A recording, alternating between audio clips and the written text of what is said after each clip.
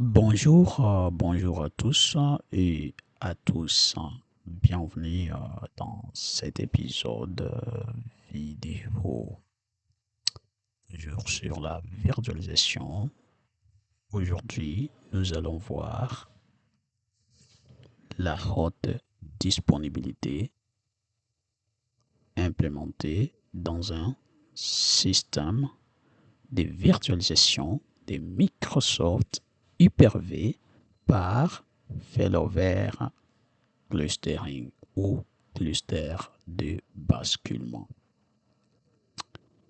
Si ce sujet vous intéresse, n'hésitez pas à vous abonner, à liker, à appuyer sur notre cloche de notification pour recevoir les annonces lors des prochaines vidéos. Et toutefois, vous pouvez juste essayer de cliquer un peu en haut à droite si vous avez besoin de comprendre ce qui a trait à la théorie ou à la pratique de la virtualisation dans des prochaines vidéos.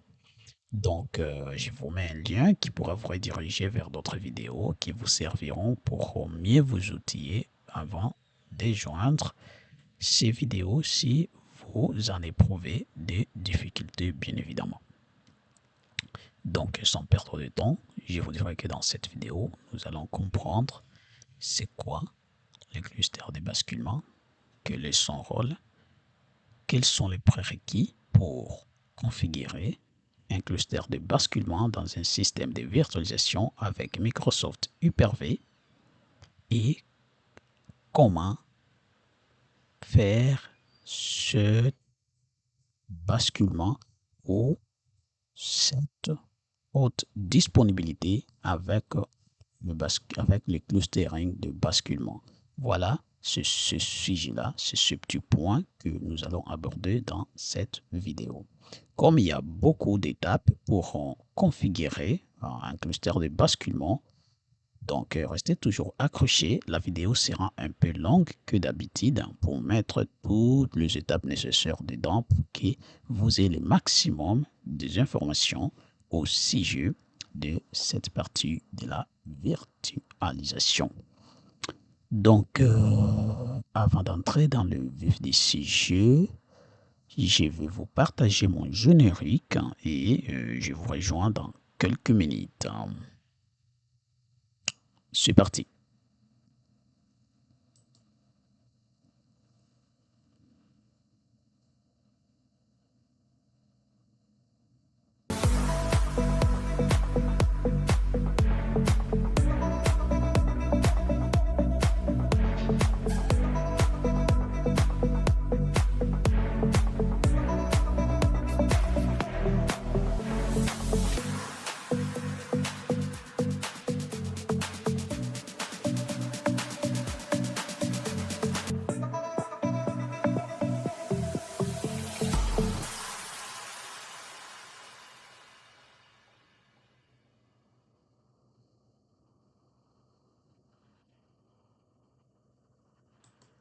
Voilà, voilà, nous sommes de retour. Je pense que c'était tout.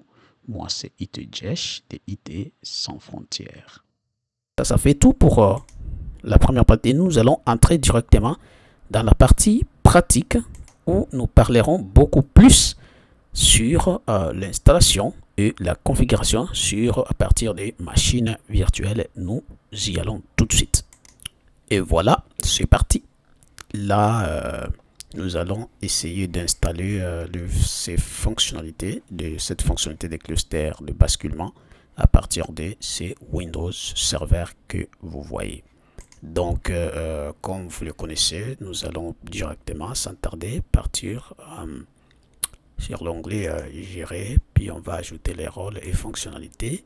Là, il n'y a rien dans l'assistance ou l'assistance s'ouvre et nous commençons par la toute première chose à faire qui est là. Comme il n'y a pas déjà grand chose à faire, nous allons commencer d'abord par faire un suivant. Ensuite, là aussi, suivant, on ne change rien à changer là-dessus. On fait suivant. Après, c'est suivant. Là, il nous propose nos desserts de serveurs qui existent dans le système. Il y a d'abord lui, il y a l'autre. Et qu'est-ce que nous voulons? Ici, je vais vous dire quelque chose. Si même si tu as 10 serveurs, ici, tu peux sélectionner. Tu sélectionnes lui, tu installes et le service sera installé dans le serveur sélectionné. Donc, c'est pas obligé qu'il soit sur le même serveur. Moi, je suis sur ces serveurs-ci. Mais si je vais installer le même rôle ou la même fonctionnalité sur mon serveur core qui est quelque part ici. Attendez, je vais vous le montrer. Mon serveur core qui est ici, c'est lui. Je peux exactement le faire aussi ici. Je peux le faire là, juste en le sélectionnant et puis en faisant aussi suivant. Donc, moi, j'ai choisi mon contrôleur de domaine sur le premier. J'ai fait suivant et c'est sur lui où je vais installer mon rôle.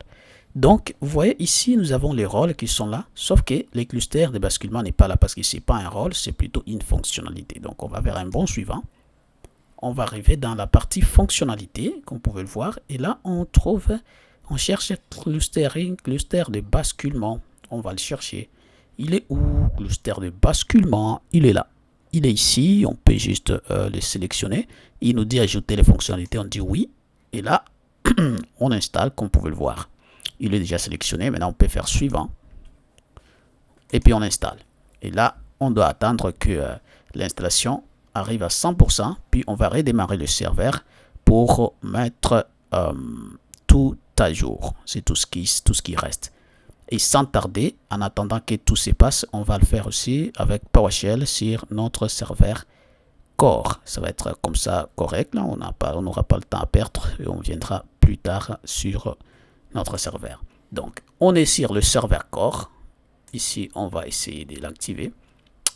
Et lui, comme il n'a pas d'interface graphique, on va utiliser PowerShell pour installer ces mêmes rôles et ou cette fonctionnalité-là. Nous allons voir comment ça fonctionne avec PowerShell ici.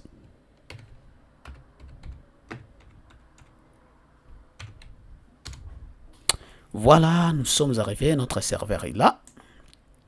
Le serveur est très bien allumé. Et nous allons faire quoi directement? Nous allons choisir l'option 15 attends, quitter vers la ligne de commande PowerShell. Donc c'est ici, on va se diriger là, vers la ligne de commande PowerShell pour exécuter notre script. Comme le connaissons, on est déjà là, je suis administrateur.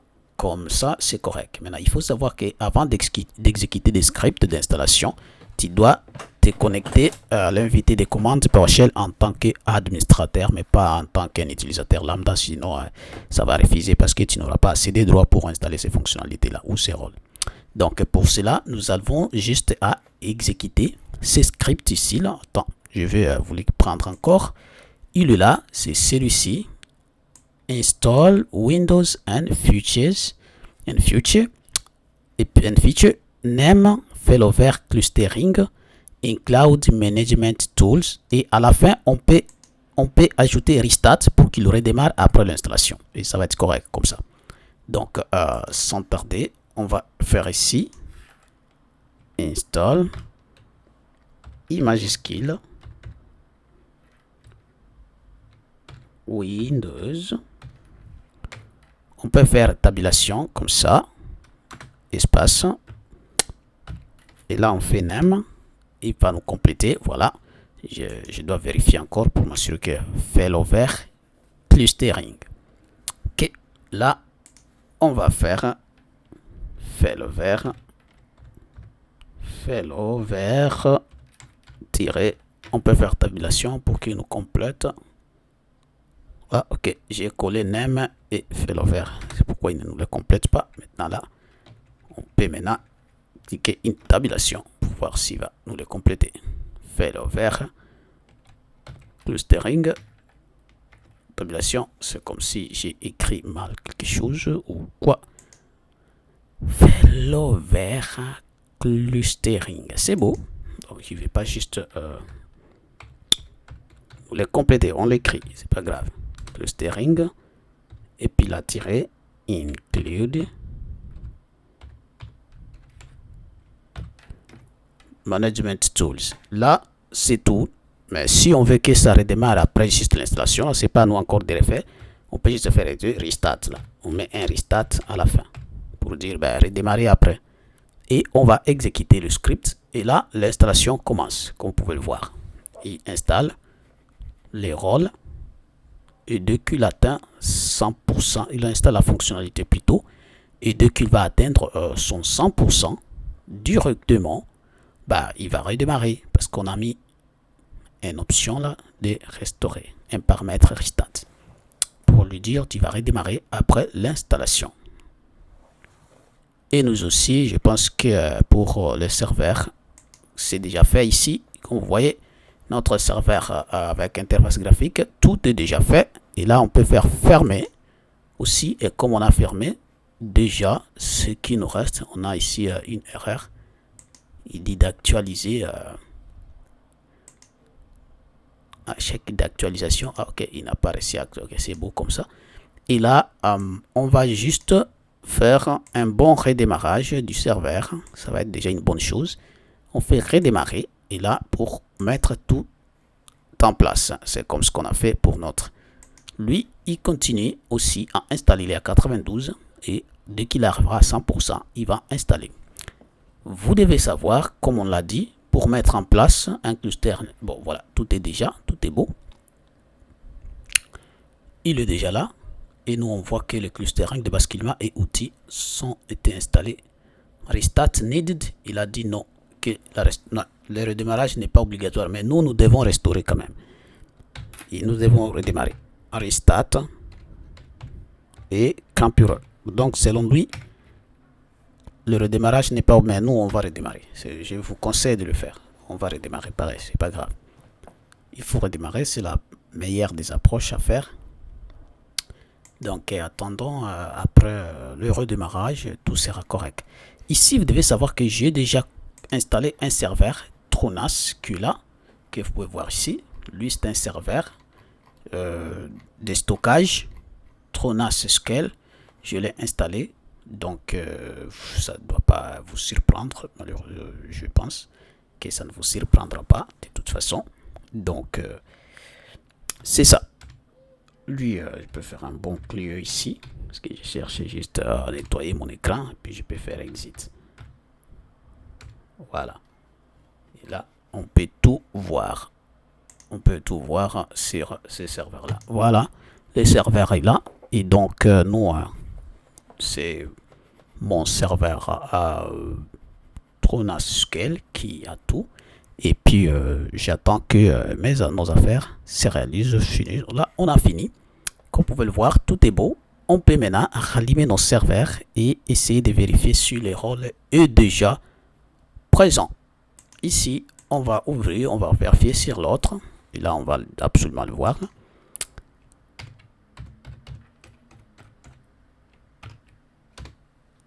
Donc, les serveurs doivent se mettre sous tension comme d'hab. Et après, on verra. Donc, il est là. Et maintenant, on peut essayer de voir si cette fonctionnalité-là a été installée convenablement. Pour la vérifier, on va juste ici écrire failover et on verra si bien il va apparaître. On va dans la barre de recherche et on peut saisir failover. Et là, on verra celui-là. Déjà, si on l'a, donc c'est beau. C'est beau. Si on l'a, c'est beau. C'est tout ce qu'il faut faire. Donc, ici, on va failover. On va voir est-ce qu'il a été installé. Basculement. On va aller avec cluster parce que c'est en français. Et là, on va voir des gestionnaires des clusters de basculement. Il est là. Il est là. Il est déjà installé. On l'a. Cluster. Il est là. Il apparaît en majuscule. Il est ici. Donc, c'est beau. On l'a installé. Il va rester juste à créer notre cluster. Est-ce que pour notre serveur core, tout est déjà correct? On va aussi essayer de prendre notre machine parce qu'on sait qu'il a été installé. Donc, là, on peut juste se connecter sur le serveur et après on verra bien le reste. Puis on peut continuer avec d'autres étapes maintenant d'installation, de mise en place ou d'installation de la création d'un cluster. Ça va être ça, notre deuxième opération, mes chers amis. Donc, nous n'avons pas de temps à perdre là-dessus. Nous allons commencer par créer ces clusters-là. Maintenant, on va écrire notre cluster de basculement pour nous y rendre directement. Cluster. Voilà. On doit avoir... oh, je suis sur ma machine physique. Malheureusement, on ne peut pas la voir. Là. On descend ici. Cluster. Et il est là. On peut l'ouvrir. Comme ça. Et c'est lui, le gestionnaire des clustering, qui pourra nous permettre de créer. Bon, tu vois, il est là, il est ouvert. Déjà là, il n'y a pas grand chose, hein, comme vous pouvez le voir. Maintenant, la première chose à faire, comme je vous ai dit, pour créer un cluster de basculement, on a déjà installé le rôle. Si je vais sur ces PowerPoint là, donc nous disons que le rôle a été créé. C'était où? Attends. On a déjà créé, on a déjà installé les rôles. Maintenant, on va valider. C'est ce qu'il faut faire. Ça se fait avant et après la création des clusters. D'abord, on valide, puis ensuite, on crée. Et après avoir créé encore, on valide. Voilà.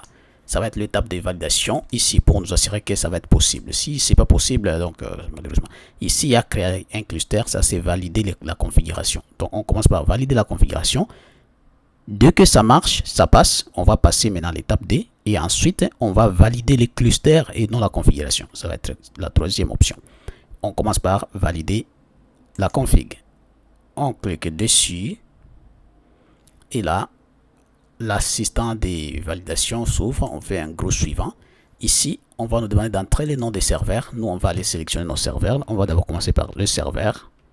C'est lui qu'on appelle le contrôleur qui sera déjà lui-même. OK. On va l'ajouter là-bas. Vous allez le voir, il va s'ajouter ici. Ensuite, on va chercher hyper V. Et là, on va le chercher. On en a deux. On va le prendre. Le 2, c'est lui qu'on utilise. Voilà. On va aussi l'ajouter là-bas. OK. Là, on continue. On remarque que l'affaire là et avancer. Et jusque là, comme vous pouvez le voir, chers amis, là on a nos deux hyperviseurs qu'on va utiliser, nos deux nœuds du cluster, hyperviseur D et les contrôleurs de domaine. Et là on va faire d'abord le test. Si le test passe, c'est beau. Mais si le test ne passe pas, c'est qu'il y a des choses à régler. Et là on voit des choses, on dit confirmation, tout est là. Et on continue, on va voir, on va attendre que cette configuration finisse. Si c'est correct, il va arriver à 100 et puis nous, on n'aura plus rien à faire. Ça va être beau et on pourra directement créer notre cluster. On attend, puis on va faire cela. On attend les 100% et puis on va le faire. Et là, on trouve que tout 100 et juste après, on continue. On va continuer maintenant. Les tests déjà passés. On peut faire terminer.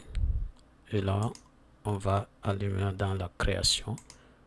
On va essayer de passer ici. Encore saisir nos deux serveurs. Et le chercher. Il est là. Et on va chercher l'autre. OK, ils sont tous là. On va les ajouter ici. Parfait. Puis après, on fait suivant. Là, on va donner les noms au cluster. On va appeler ça par exemple cluster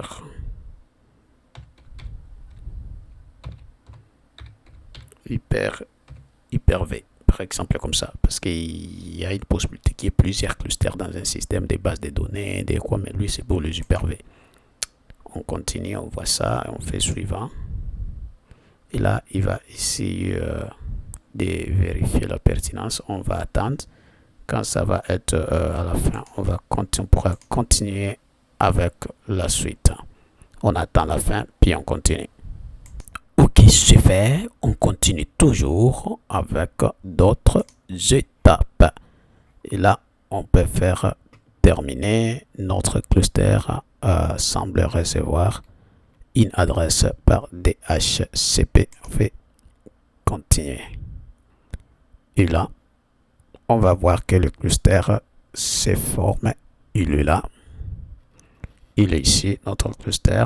On va faire maintenant la validation des clusters. On va valider le cluster.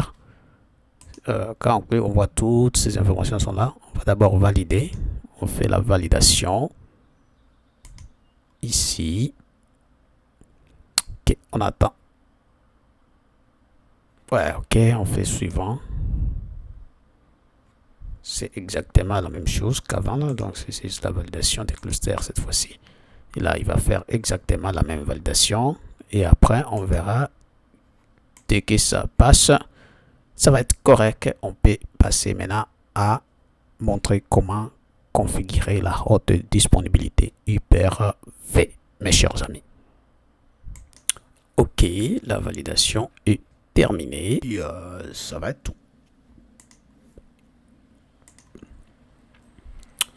Voilà, tout semble être fait. On peut maintenant voir. Ici, c'est les rôles. C'est juste pour créer des machines virtuelles à partir d'ici. C'est pas grave. Là, c'est pour voir les nœuds qui font partie du cluster. On a ici notre serveur et nous avons nos des réseaux qui sont là. Il y a 00/24, il y a 00/24. Ensuite, il y a lui. Ici, c'est pour le stockage. Bon, on va voir comment on peut le voir. C'est comme si on va mettre un disque ou un pool.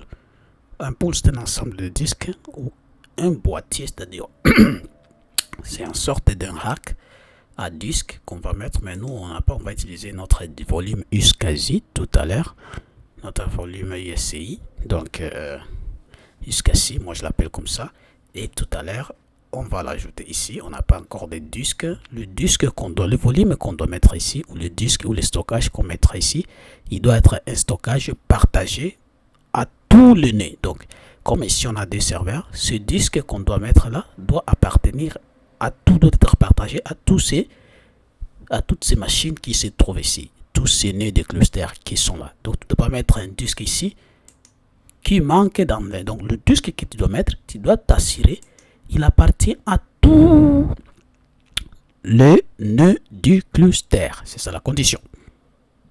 C'est exactement ce qu'on va faire, nous autres. Ici, nous avons notre petit réseau qui est là. Et là, on peut le voir. On a lui, il y a des réseaux qui sont ici. Et donc, si on va dans réseau, comme vous pouvez le remarquer, on va voir que ici, nous avons cluster 1, cluster 2, cluster 3. Et là, ce sont les 3 réseaux qui peuvent se trouver dans nos machines. Si on regarde lui, c'est client et si on clique dessus, on va voir c'est qui ces réseaux là. C'est client et serveur et ainsi de suite. On peut tous les voir comme ça. Lui, le premier, lui, il est celui des 00. Le deuxième, il est celui, c'est un réseau IPv6. Et le troisième, c'est celui de 2. Là, c'est cluster et client, cluster et client. Et lui aussi, on va le mettre comme cluster uniquement. Donc, on fait clic droit. On va dans propriété. Et là, on va le mettre, lui, autoriser la communication des réseaux des clusters source n'est pas autorisé. Donc, là, on dit autoriser le client à se connecter. Si on met seulement, on enlève ces trucs-là, le client, on va dire que ça va être le réseau OK. Et dans ce cas-là, on fait ça. il peut devenir aussi comme un cluster uniquement. Donc là, on a cluster uniquement, cluster uniquement. Cluster et client va être celui-ci, celui du réseau principal du système. Et mes deux réseaux privés vont être, c'est comme ça. Voilà mon premier sous-réseau, mon deuxième ainsi de suite. Là, donc on peut le voir.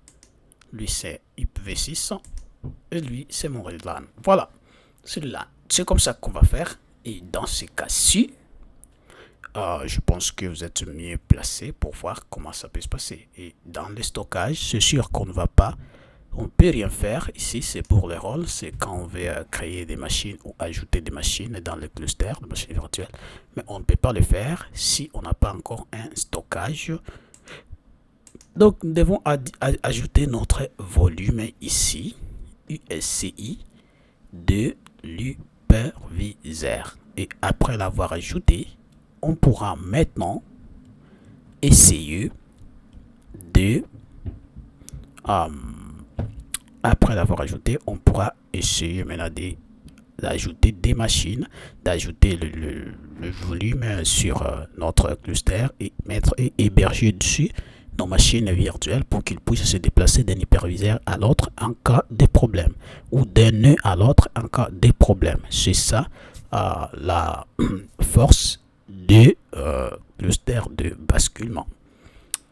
Donc, mes chers amis, je vais d'abord essayer de restreindre cette fenêtre et je vais retourner ici sur le serveur. Je vais aller dans tous les serveurs et là, qu'est-ce que je dois faire? Parce qu'il faut savoir que moi, j'ai déjà ici un serveur Tronas Scale qui est là, il est opérationnel, il est déjà configuré, donc celui qui sera utilisé comme le stockage pour partager entre les deux. Et vous pouvez le voir, il est ici, il est là, c'est celui-ci. C'est ça mon Tronas, comme vous pouvez le voir, il est là. Donc c'est celui-ci que je vais utiliser pour mon stockage iSCSI. Pour ce faire, je vais d'abord commencer par configurer la gestion à distance des disques. Parce que pour le faire, il faut ajouter ces volumes sur notre serveur, sur notre hyperviseur 1 et sur notre serveur hyperviseur 2. Nous allons commencer d'abord par lui. Qu'est-ce qu'on veut? On veut ajouter notre iSCSI sur ce serveur-là. Notre volume iSCSI. Ici, comme vous pouvez le regarder, nous avons nos volumes ici. Voyons. Ça va être très important de voir. Disque. Ici, on a juste lui. Puis ça, c'était pour le système d'exploitation, c'est le lecteur. Donc, il faut avoir un autre volume partagé pour les deux serveurs. Donc, nous allons nous mettre à partager ces volumes-là. Il y aura une vidéo peut-être dédiée pour vous montrer comment on peut faire ces stockages partagés. Mais ici, pour ne pas perdre de temps, je vais mettre un mini sujet et on va continuer sur cette partie et nous allons voir comment ça fonctionnera. Donc, on est là et maintenant, ça va partir. Ça va partir dans le bon sens.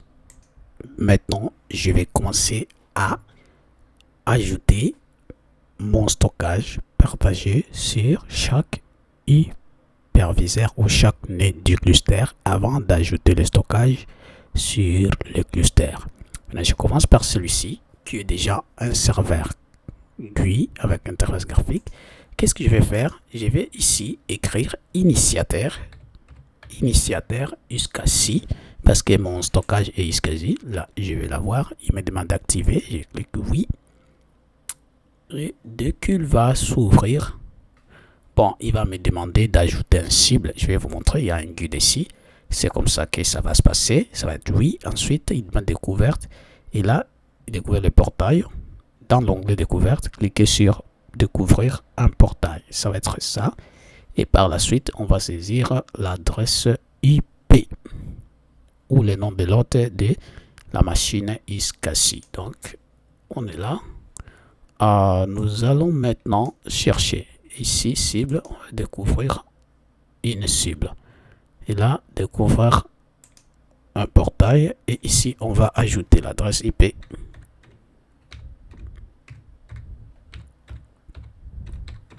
Voilà l'adresse IP. Et là, on va essayer de l'ajouter comme ça. Déjà, il est là.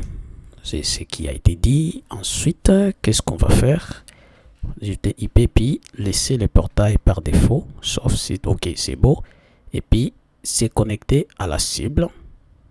Ça va être ça. On va aller dans c'est connecté à la cible cette fois-ci. Et on verra bien ce que ça va donner. Ici, on va juste cliquer actualiser pour qu'il nous trouve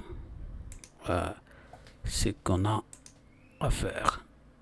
Et après ça va être correct. Et là, on voit que notre cible est déjà apparaît ici. On l'a dès qu'on retourne. Donc, quand on a fait découvert, on a ajouté l'adresse IP et le port par défaut. Et là, on fait découvrir le portail. Il a découvert. Et après, qu'est-ce qui se passe? Si on retourne sur la cible, on voit qu'il est déjà là, inactif. Et on peut même faire actualiser, ça ne changera rien parce qu'il est déjà là. On l'a déjà, c'est lui. Et on peut faire connecter. On va peut-être se connecter à lui. Et là, on est déjà connecté. Et là, c'est beau. On est connecté à notre cible Iskazi. On continue avec les étapes cible. Puis on va faire sélectionner, cliquer sur connexion. Là, je me suis connecté. Et là, si nécessaire, configurer. Non, tout ça, c'est déjà fait, je pense. Lors de la configuration, on est connecté. Et ça, déjà, ça nous suffit énormément pour faire OK. Et directement, notre cible semble être configurée déjà. Et puis, mettez le disque en ligne, ouvrez le gestionnaire. Ben, si on ouvre le gestionnaire, c'est sûr qu'on va trouver le volume là-bas. On va aller ici, attends, on va faire un clic droit. On va gestionnaire du disque. Et gestionnaire du disque est là. Et quand on regarde, on trouve qu'il y a un volume ici, non alloué, de 22 MB. Il est là. C'est celui-ci. Donc ça va faire déjà la bonne affaire. Mais c'est pas tout. La seule chose qu'on doit faire, on doit le remettre. On doit d'abord le mettre partout. Il faut aussi aller le faire sur notre serveur core. Ça, c'est avec interface graphique. Mais on a aussi le serveur core qui doit aussi avoir ces trucs-là. Il est là. Et lui, comme on peut le voir, on va se connecter dessus.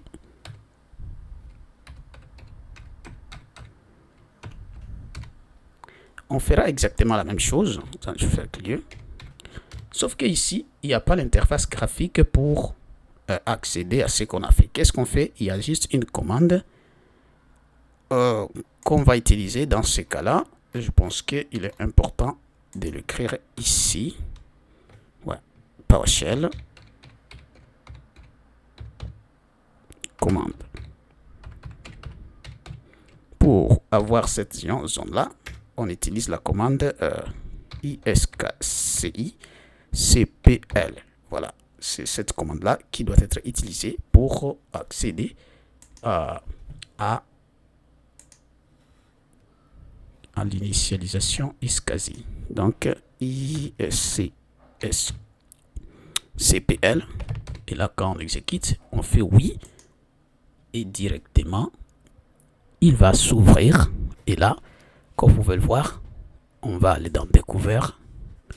Comme on l'a fait, on va ajouter une adresse IP. On va aller dans découvrir, actualiser. On va chercher à ajouter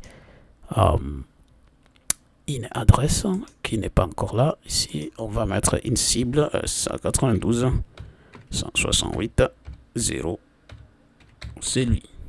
Et quand on ajoute lui, on fait connexion rapide. Il est là, on est déjà connecté, comme vous pouvez le voir. Et qu'est-ce qui va suivre? On fait juste terminer. Et dès qu'on l'ajoute là, on peut aussi passer aux découvertes. Il est là, il est déjà découvrir le portail. Il est déjà découvert, c'est pas trop grave, on l'a déjà. Et pour le reste, là, il n'y a plus rien. On a ici, il est là. Donc, le volume a été retrouvé, c'est beau. Donc, ce qui va nous rester et on va chercher juste le volume automatiquement. C'est celui-ci qui va sortir. Il est déjà là, on l'a. Et donc pour le reste, on n'a plus grand chose à faire. On l'a découvert, on a tout et on a notre volume ici. La seule chose qui nous reste, c'est de faire un grand OK et c'est beau. Sauf que ici, on ne peut pas accéder à ces disques-là comme on l'a fait pour le voir. Maintenant, pour faire, qu'est-ce qu'on doit faire pour accéder à ça? Nous devons utiliser notre serveur avec interface graphique pour accéder à lui. Donc, on doit faire clic droit, puis on va aller gestionnaire de l'ordinateur pour accéder au gestionnaire de disques. Et là, il va s'ouvrir. On est là. Et il y a ici gestionnaire des périphériques, puis il y a gestionnaire des disques là. Donc, on va aller voir à partir d'ici. Et ici, si on clique dessus, on va tenter de se connecter. Et on verra ce que ça va nous donner. Normalement, affichage. Là, on va voir si vraiment il va accepter de nous donner accès.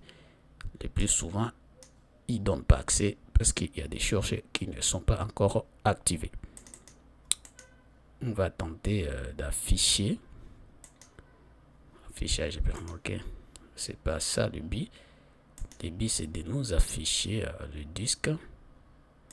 Le gestionnaire des disques, comme vous pouvez le voir. Et lui, il n'affiche absolument rien. Affichage, tout tâche, configuration, cliché, ok. Affichage, mais il refuse de nous afficher quoi que ce soit, par exemple. Oui, ok. Et lui, il nous affiche absolument rien. Donc, qu'est-ce qu'il faut faire? Nous devons avoir le courage de configurer quelque chose. Imaginons si on fait pareil pour lui. Je vais vous montrer quelque chose. Alors, on voit gestionnaire des disques. Ok, gestionnaire d'ordinateur ici. On peut l'ouvrir comme ça, comme vous pouvez le voir.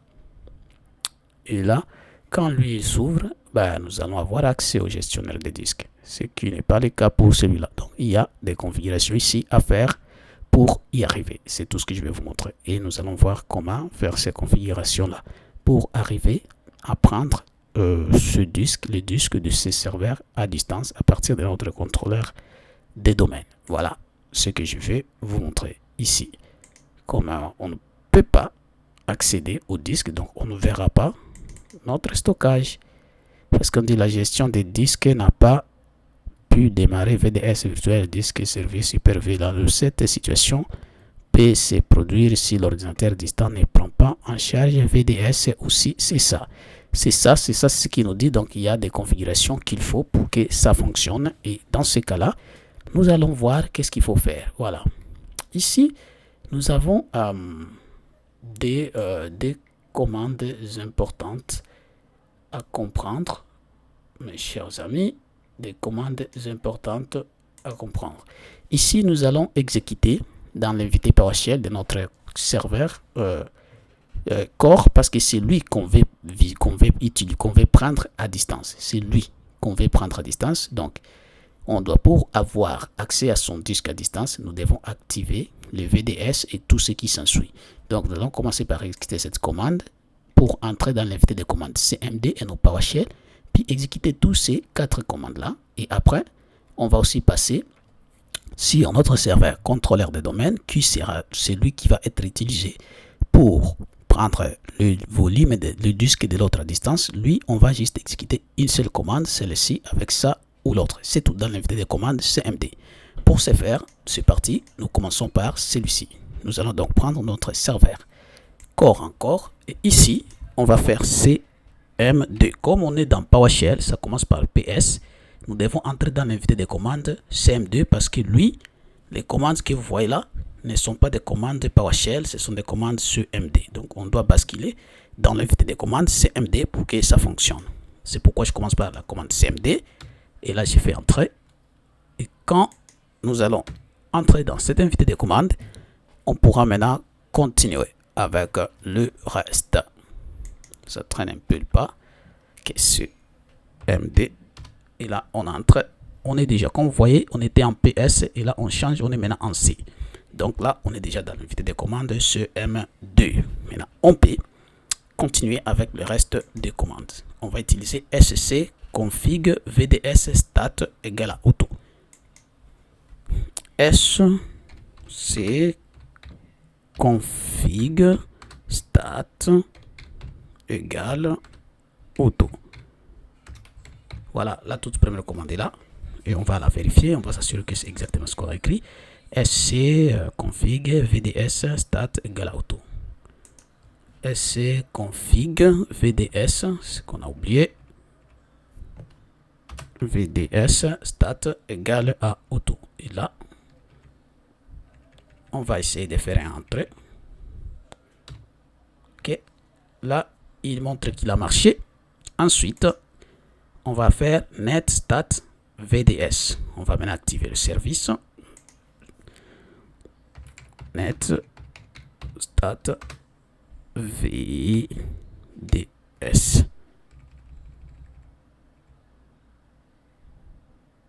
Net stat, je pense que c'est comme ça. Net stat vds. On est là. On doit maintenant exécuter la commande ouf suivante, c'est celle-ci. Net stat vds. On fait entrer et là, vous obtiendrez une aide supplémentaire en tant que OK a été déjà démarré, c'est beau, donc c'est correct. On va ensuite exécuter la commande la plus longue, net sh add vfirewall. Net sh add vfirewall.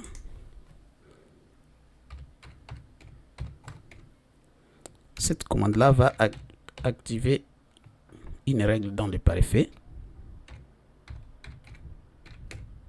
pour permettre cet accès là, pour permettre VDS de fonctionner qu'on ait accès à distance. Firewall, encore par effet. Et qu'est-ce qui va suivre après ça? Firewall, add firewall, set role group, ok. Set role group.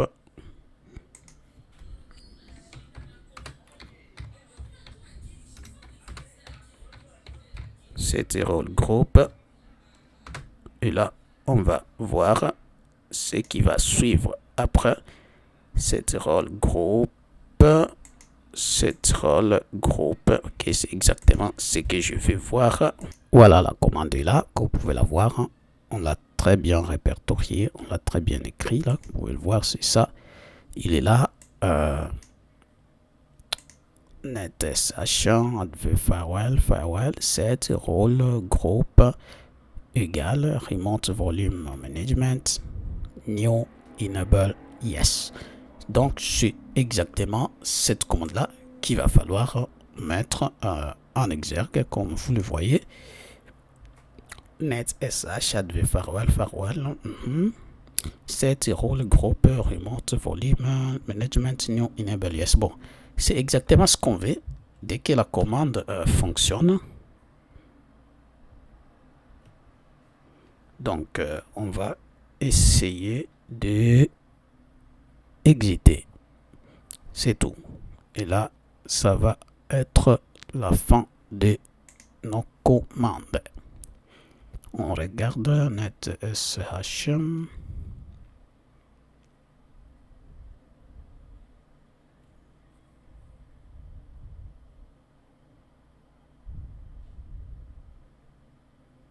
Ok, parfait. Là on continue. Maintenant c'est beau. On peut continuer. C'est déjà un bon débit. On peut aller avec. Ok, on doit revenir sur le contrôleur des domaines et on va exécuter exactement la dernière commande. Aussi, dans l'invité de commande CMD ici, on ne va pas utiliser des commandes PowerShell parce que là, on a accès directement à CMD. Là. Donc, ça va être bien d'y aller directement. C'est comme ça. Et là, comme on est déjà dans CMD, on n'a rien à s'inquiéter. On doit juste écrire la commande. Ça ne nous demandera pas grand chose et ça va être correct comme ça.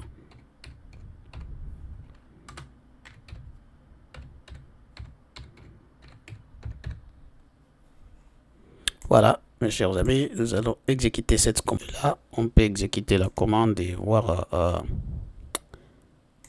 ce que ça va donner. Voilà, on va exécuter cette commande ici et nous allons voir ce que ça va donner. Donc, comme nous sommes en français, la commande ne semble pas marcher parfaitement, mais avec ces configs, on devait absolument avoir accès directement à notre service ici des disques à distance. Et dès qu'on exécute, le disque allait s'ouvrir, mais cela ne fait pas un problème. On peut pareil le faire avec PowerShell sur notre contrôleur, sur notre serveur core. Donc avec ça, ça va déjà être une bonne affaire pour nos machines. Voilà. Et notre cluster est toujours là, mais on n'a pas encore ajouté le volume. On va y arriver et ça va être la meilleure affaire, mes chers amis, vous allez le voir.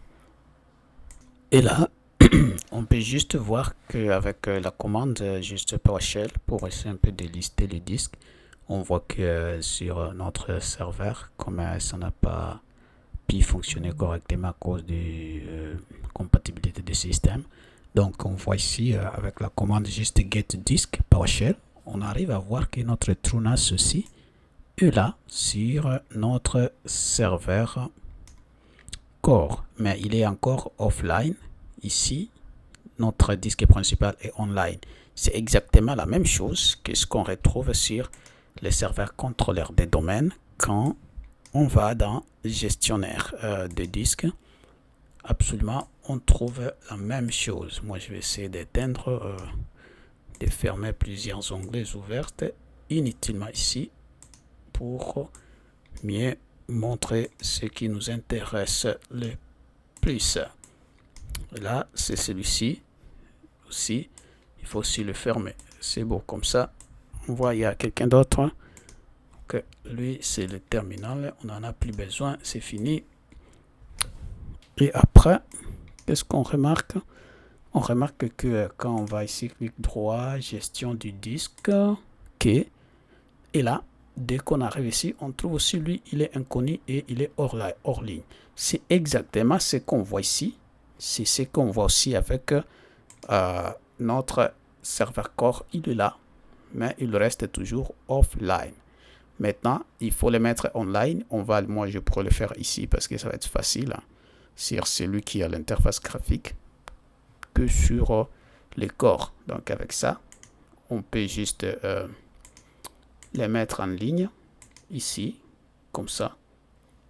Et là, malheureusement, il va falloir devoir fermer et puis encore les rouvrir. C'est quand même un grand mécanisme à faire pour que tout fonctionne comme prévu. Et là, il est déjà là, il est déjà en ligne, mais il va rester maintenant à l'initialiser comme ça. Et là, si encore, il faut encore fermer pour qu'il soit correct. Puis ensuite, on va encore dans gestion du disque pareil. Et là, maintenant, on peut initialiser notre volume, mais qui est déjà en ligne. Là, on peut nouveau volume simple. On va maintenant les formater. On les formate jusqu'à la fin. Et là, il devient notre nouveau volume actif. Et là, c'est beau. Il faut savoir, quand on veut initialiser un stockage partagé, on va juste l'initialiser sur un seul serveur, sur un seul nœud, pas sur tout le. Pour les autres, comme on l'a déjà initialisé une fois, si on l'initialise une deuxième fois sur un autre serveur, ça ne va pas marcher, ça va donner des erreurs et on sera contraint de tout supprimer et recommencer. Ça, c'est vraiment quelque chose à retenir. Il est déjà réinitialisé. Pour les autres nœuds, on va juste le mettre en ligne. C'est tout. On va juste le mettre en ligne et l'initialiser. Voilà ce qui va rester à faire pour les autres. Et après, le reste va être correct et les disques seront visibles. C'est tout ce que je vais vous dire. Donc, le disque est en ligne. C'est tout. Il va juste rester à le mettre en ligne et le reste sera converti parce qu'il est déjà formaté depuis un hyper-V ou un nœud du cluster. Donc, avec ça, on pourra aussi faire la même chose, mais avec des commandes PowerShell sur le serveur core. Et vous allez le voir tout à l'heure qu'on va y arriver ici à faire ça. Et après, ça va être déjà la bonne chose. Maintenant, voilà ce qu'on doit faire pour mettre en ligne notre disque sur le serveur core avec contrôleur des domaines. Ici, on va dire set disque, parce que là, c'est cet volume. Ouais, c'est beau. Cet volume drive letter, ça c'est quand il y a une lettre. Mais quand il n'y a pas une lettre, il y a une autre commande similaire à celle-là qu'on peut utiliser. Toutes ces commandes feront exactement la même chose. Set disque, c'est le cas de disque. Numéro, tu mets le numéro. Is offline, tu mets false. C'est exactement ce que vous allez voir ici. Set disque. Number, c'est le TRUNAS, c'est lui qui est offline, oui. On va faire is offline, on va mettre false. Et on verra bien ce que ça va donner après. Parce que là, quand on va exécuter encore get disk, on voit que notre disque TRUNAS est déjà aussi online.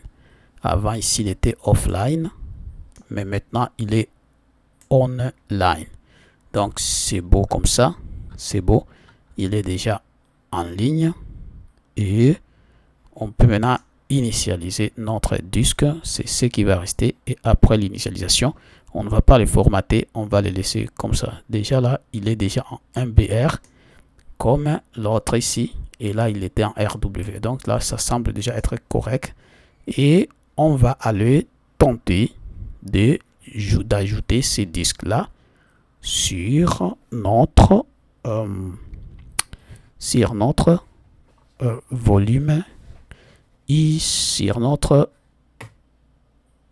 cluster, parce que nous avons un stockage commun. On l'a déjà ici sur ce serveur core, puis ensuite on l'a aussi ici sur notre serveur GU. Donc sur toutes les deux côtés on l'a. Donc on peut directement aller le regarder, les joindre dans notre cluster. Regardons maintenant, on retourne sur le cluster et là on va dans stockage. On prend le disque. Lui, il doit devoir trouver le disque automatiquement. Si tu vois, le disque est déjà trouvé ici. C'est le disque là qui a été trouvé, le disque du cluster qui est là. Donc, il a été trouvé parce qu'il est à la fois sur les deux lecteurs. Donc, on n'a rien fait. On a juste cliqué ajouter et il a automatiquement trouvé. Et nous, on va faire ajouter et notre disque sera ajouté en ligne et il est là. Maintenant, avec ici, on peut juste essayer d'ajouter au volume partagé du cluster. Donc, on va maintenant partager notre volume depuis le cluster pour que toutes les machines du cluster puissent accéder à ce volume-là. Donc, ici, on clique juste partager. Et là, le volume est partagé. Et là, c'est beau. Déjà, notre cluster a tout ce qu'il faut. On peut oser maintenant jouer dessus. Sauf que là, il n'y a pas assez de capacité. Là, c'est quelques mégas, malheureusement. Comme vous pouvez le voir, c'est 19 mégas, c'est trop peu. Par rapport à ce qu'on est censé avoir. Si on avait des gigs, ça aurait pu héberger des machines virtuelles. Et comme vous pouvez le voir, le volume est apparu juste ici. Avec tout ce qu'il a. Et il est déjà partagé. Il est déjà partagé. Et dans ce cas-là, notre cluster est configuré. Et ce qui peut rester maintenant, c'est de changer, donc de transférer les machines virtuelles d'un cluster de machines virtuelles qui étaient, comme on peut regarder ici, on retourne dans Hyper-V gestionnaire. Maintenant, comme notre cluster est déjà correct, là ça fait un tout pour la configuration des clusters se fait. Maintenant, dès qu'on a déjà mis le disque, on peut ajouter les quorums, un disque supplémentaire pour la tolérance aux pannes. Mais ça va être peut-être dans des prochaines vidéos et nos capacités actuelles ne le permettent pas. On ne va pas le faire aujourd'hui, mais j'espère que je vais vous les proposer un jour. Mais là, c'est fait pour la configuration du cluster d'abord. Ça c'est un. On a déjà la configuration du cluster, on a déjà nos nœuds qui sont là, on a nos disques, on a nos réseaux, et donc c'est bon. Maintenant, avec ça, il va rester à retourner encore dans la virtualisation pour configurer maintenant la route disponibilité entre hyperviseurs. C'est tout ce que je vais vous dire, mes chers amis. Maintenant, qu'est-ce qui va se passer? On est là, et après, nous avons déjà notre cluster déjà bien configuré avec son disque, avec ces deux nœuds qui sont là, avec ces trois réseaux qui sont là. Donc c'est beau, c'est beau, c'est beau, c'est beau, le cluster est correct. Maintenant, on peut aller dans un rôle ou ajouter un rôle ici. C'est maintenant pour envoyer nos machines. On les enlève maintenant dans les hyperviseurs où ils étaient pour les envoyer dans le cluster. Regardez ici, nous avons par exemple une machine dans cet hyperviseur, une machine dans cet hyperviseur. Nous devons le déplacer vers les autres hyperviseurs. Qu'est-ce que nous devons faire en tant que nous-mêmes? La première chose à faire, c'est d'abord c'est d'enlever sur ces machines. Il faut enlever les lecteurs USB. Le lecteur, parce que, ok, comme on a, il faut savoir quelque chose. Si vous avez créé des machines sur un hyperviseur, des machines sur un autre hyperviseur, avant de mettre le cluster, donc ces machines-là doivent être renvoyées dans le cluster. Mais si vous n'en avez pas encore créé, ça sera maintenant facile de créer directement dans le cluster vos machines virtuelles. Mais si ce n'est pas le cas, il faut envoyer toutes ces machines dans les clusters pour qu'ils aient droit aussi à la haute disponibilité. Pour ce faire, vous pouvez essayer d'aller dans les paramètres de chacune des machines virtuelles bien éteintes. Et là, la première chose à faire, il faut désactiver, il faut déconnecter. Vous voyez le chemin ici de mon ISO, de mon lecteur qui détenait le système d'exploitation. Je dois les déconnecter si je n'ai pas un chemin similaire dans tout le nœud, sur tous les nœuds du cluster. Il faut déconnecter donc ces lecteurs-là avec aucun. C'est ce qui est conseillé. Mais si vous avez le même chemin pour tout le nœud du cluster, ça ne va pas causer problème. Mais s'il n'y en a pas le même, parce qu'il va, à chaque fois quand tu vas vouloir déplacer dans le cluster, il va s'assurer que ce chemin-là existe sur tout le nœud du cluster. Parce que si un seul n'en a pas, il va refuser le transfert parce qu'il va dire qu'il arrivera des fois que la machine veut migrer sur un nœud qui n'a pas ce chemin-là. Ça va être compliqué pour lui. Donc, autant pour lui de refuser que cette machine intègre, rejoigne le cluster que de te le permettre pour trouver des erreurs plus tard. Donc, il sera recommandé de mettre aucun lecteur DVD et dans ce cas-là, tu seras abrité de cela parce que le système d'exploitation de toute façon est déjà installé. Je pense que vous me comprenez bien là-dessus. Ça, c'est juste une anecdote que j'aimerais vous donner ici. Comme chez moi, vous voyez le chemin, moi je me suis arrangé déjà au début de mettre presque la même chose. Vous pouvez remarquer ici aussi, si je clique paramètres, vous allez exactement trouver le même système. C'est ce que moi j'ai utilisé ce système-là pour que je n'ai plus de problème par la suite. Vous voyez, c'est exactement le même chemin. Donc, je n'aurai pas ces problèmes-là apparemment.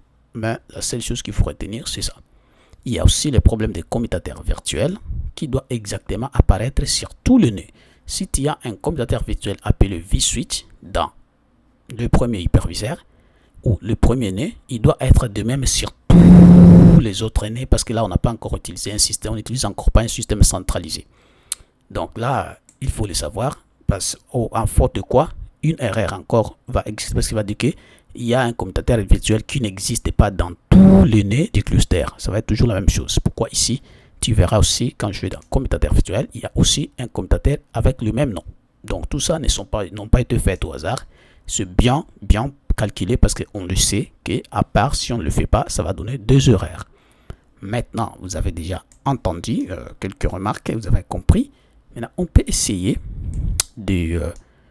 d'ajouter des rôles ou créer ainsi de suite. Ordinateur virtuel par exemple.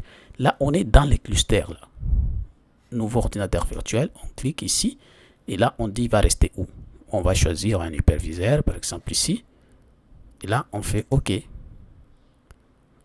là il va essayer de nous chercher, On va voir, on va attendre, OK, il nous ouvre. Et là nous on va créer, on va appeler ça VM1 et on peut appeler ça I de génération 1 ou 2, on s'en fout. Nous, ce qui nous intéresse, c'est ça. Et là, on peut mettre un commutateur virtuel comme V ici.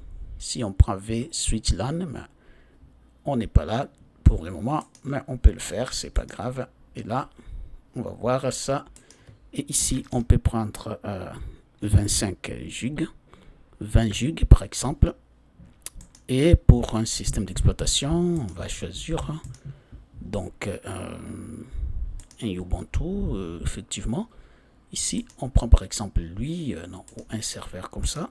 Et là, on continue, puis on fait terminer. Et lui, il va tenter de nous créer cette machine-là. Mais cette fois-ci, c'est dans les clusters. Et là, on peut voir que la machine virtuelle semble être créée, mais il nous donne une erreur, c'est pas grave. Là, on va voir que la haute disponibilité ne sera pas assurée, mais quand on va dans le gestionnaire des serveurs, je pense que la machine a été créée là-bas. On va aller vérifier. OK. On supprime ça.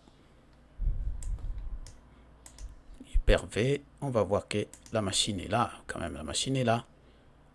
Et dans ce cas-là, on va s'assurer que toutes nos machines sont correctes.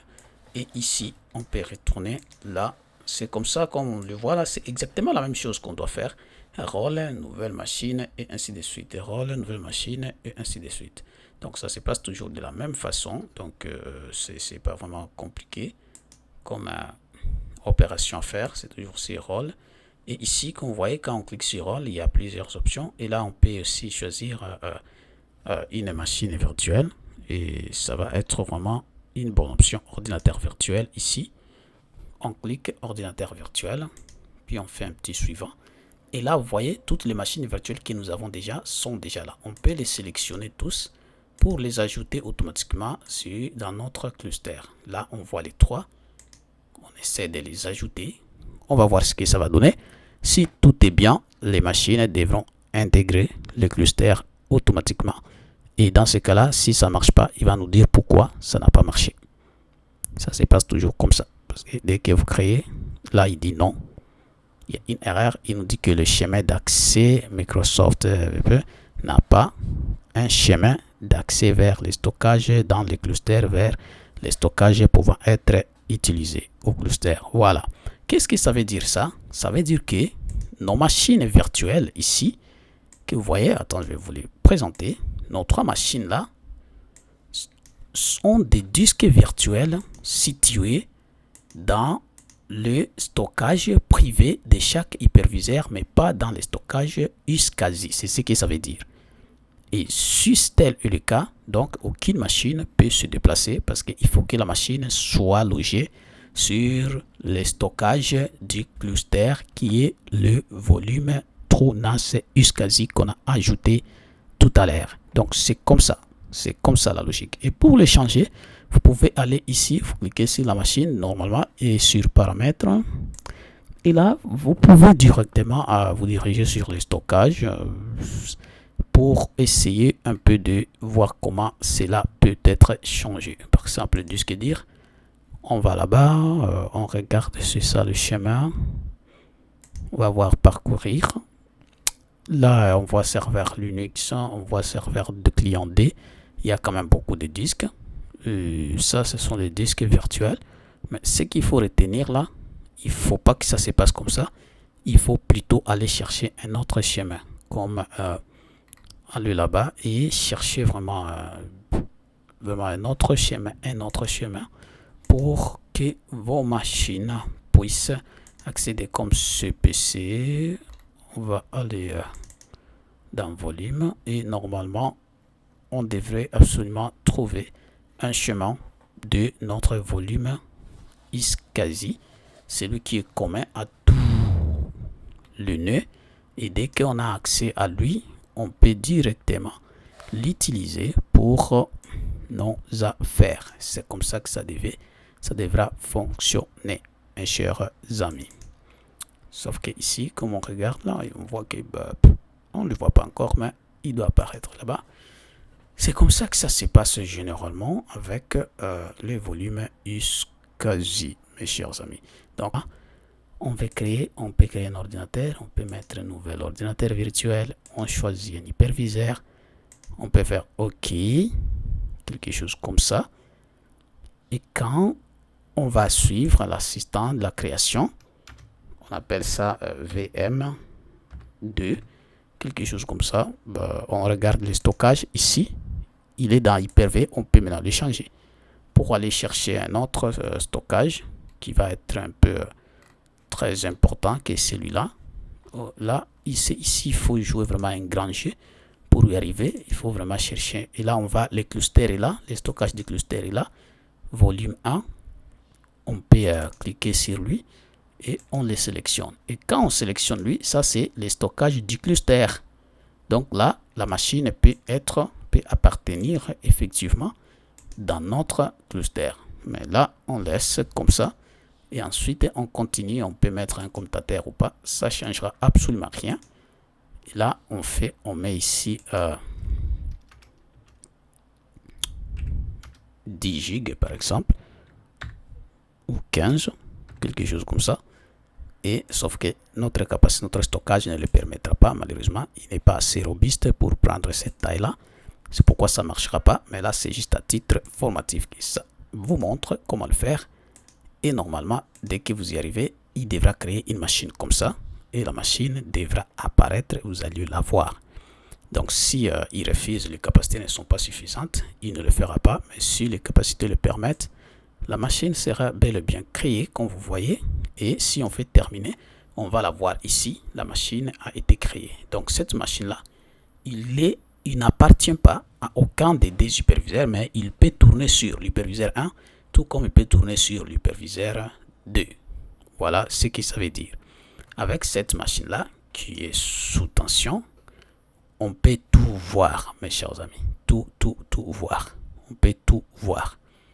Donc, c'est comme ça que ces choses se passent généralement. Et là, on peut tenter d'aller beaucoup plus loin avec ça, comme vous pouvez le voir. Et moi, avec cette histoire-là, voilà ce que je voulais juste vous montrer. Et donc, quand on est dans Hyper-V, tu vois, notre serveur est là. L'autre, il a à peine 3 machines virtuelles, dont 2 n'appartiennent pas sur notre disque. Et d'autres y appartiennent vraiment.